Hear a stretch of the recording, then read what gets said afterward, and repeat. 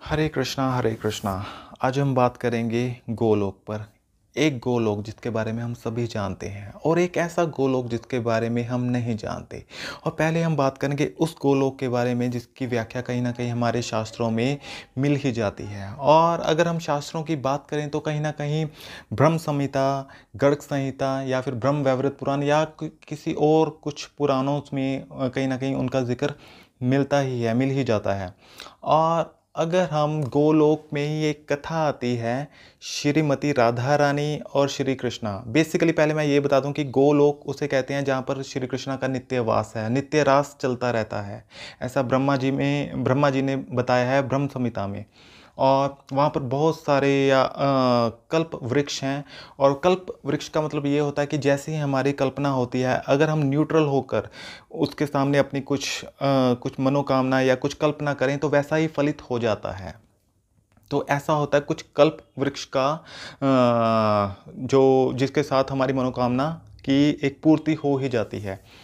तो कहीं ना कहीं अगर हम एक उसके साथ गोलोक के साथ एक कथा जुड़ती है राधा रानी, श्रीमती राधा रानी की और श्री धामा की। एक बार किसी बात पर राधा रानी को गुस्सा आ गया, क्रोध आ गया, तो उन्होंने श्री धामा को श्राप दे दिया कि आपको मृत्यु लोक में यहाँ से जाना पड़ेगा।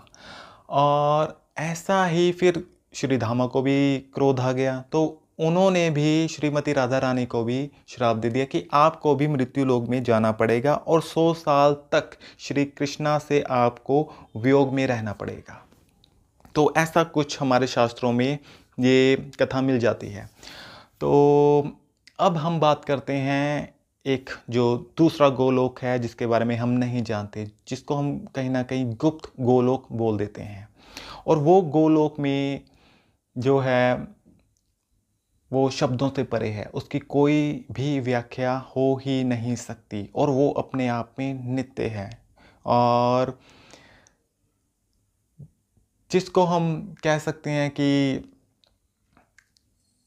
श्री कृष्णा का वहाँ पर नित्य वास है और संपूर्ण सृष्टि, संपूर्ण प्रकृति एक श्री कृष्ण की ही स्तुति कर रही है। और वहाँ पर गुणों का प्रभाव है ही नहीं, ना ही वहाँ पर समय का प्रभाव है। गुण मतलब कि रजो सतो तमो गुणों का प्रभाव है ही नहीं। अगर श्रीमद् भगवत गीता की बात की जाए तो वहाँ पर श्री कृष्णा ने एक श्लोक में बोला है कि गुणों का संयोग ही सुख और दुख का कारण बनता है। ऐसे ही जो नित्य और गुप्त गोलोक है उसमें गुणों का प्रभाव है ही नहीं, ना ही वहाँ पर समय है।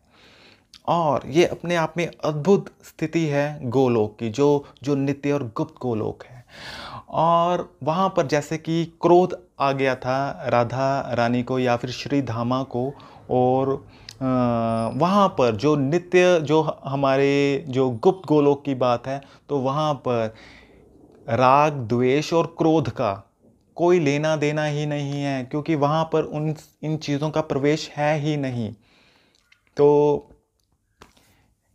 इसकी हाँ, जो पहले वाला गोलोक है और उसको कहीं ना कहीं बताया जाता है वो भी वैकुंठ से पता नहीं कितने किलोमीटर आगे है। और जो जो जो ये गुप्त गोलोक है, ये नज जितना ये नज़दीक है उतना हम भी अपने स्वयं के साथ या इतने खुद के साथ भी हम नज़दीक नहीं हैं। मीन टू से ये गोलोक हमारे हृदय में ही है, जिसकी जहाँ पर श्री कृष्णा की नित्य स्थिति है। और जहाँ तक जब आपका उस गोलोक में उस रास में प्रवेश होता है तो वहाँ पर समय का जो समय का वहाँ पर प्रवेश है ही नहीं, अभाव है। मीन टू से वहाँ पर समय भी पीछे रह जाता है।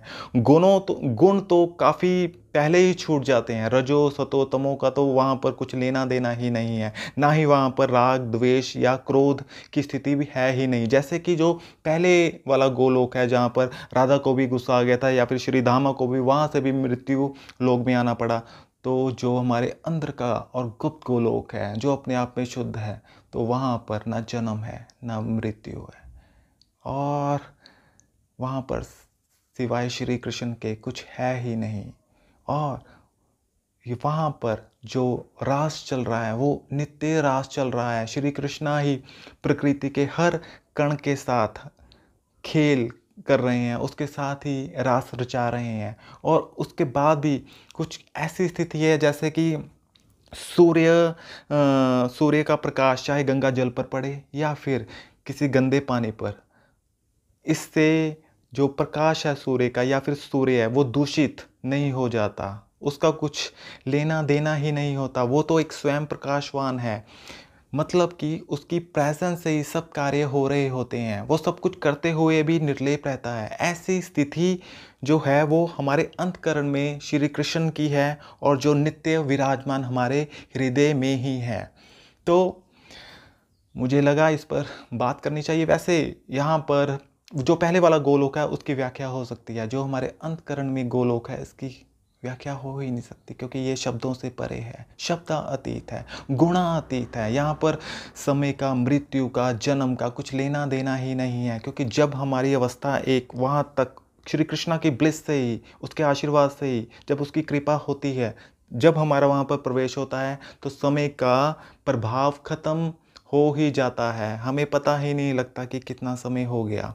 तो ये सारा का सारा कहानी श्री कृष्णा की ब्लिस पर है, उसके आशीर्वाद पर है। तो भगवत गीता में भी कहीं ना कहीं लिखा हुआ है उन्होंने कि अर्जुन, उस कई हजारों में कोई एक मेरे प्रायण होकर योग करता है, और उसमें भी जो प्रायण होकर योग कर रहे होते हैं उसमें भी कोई एक मुझे तत्व से जानता है। वो तत्व भी इसलिए होता है क्योंकि श्री कृष्णा ने उसे परमिशन दे रही होती है, या फिर उन्होंने आशीर्वाद उसकी ब्लेस के साथ ये मुमकिन हो पाता है। तो जो नित्य स्थिति है वो कितनी नज़दीक है, वो तो हमारे हृदय में ही है, और जहाँ पर राग द्वेष या क्रोध का कुछ लेना देना ही नहीं है।